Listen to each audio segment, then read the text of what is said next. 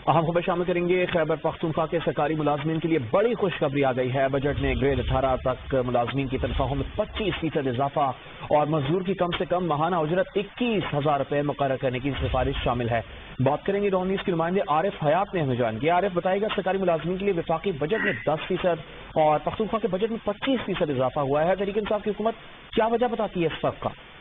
जी बिल्कुल, जो सूबाई हुकूमत है, जो बजट पेश होगा 2021-22 का, तो उसमें सबसे जो बड़ी खबर है और जो सबसे बड़ा फायदा है तो सरकारी मुलाजिमीन को है। उनके लिए तनख्वाहों में 25% इजाफे की तजवीज़ दी गई है।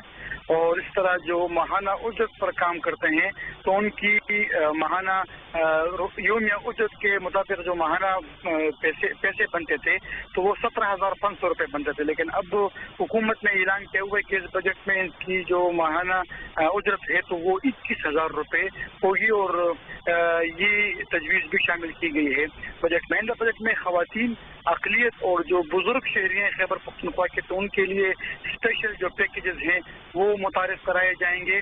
और इसके साथ साथ जो सियाहत है, तवानाई है और इंफॉर्मेशन टेक्नोलॉजी के लिए ज़्यादा से ज़्यादा रकम मुख्तस करने की तजवीज़ भी शामिल है।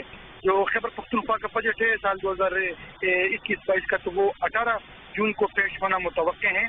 और हुकूमत ने ये भी दावा किया हुआ है कि इस साल जो बजट होगा तो वो टैक्स फ्री होगा।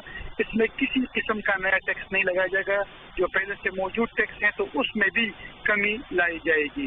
जी, मौजूदा टैक्सेस में कमी लाई जाएगी और मजीद टैक्सेस में कोई इजाफा नहीं किया जाएगा। खैबर पख्तूनख्वा के सरकारी मुलाजमीन के लिए बड़ी खुशखबरी आ गई है। बजट में ग्रेड 18 तक के मुलाजमीन की तनख्वाहों में 25% इजाफा और मजदूर की कम से कम माहाना उजरत 21,000 रुपये मुकर्रर करने की तजवीज़ शामिल की गई है। बहुत शुक्रिया आरिफ।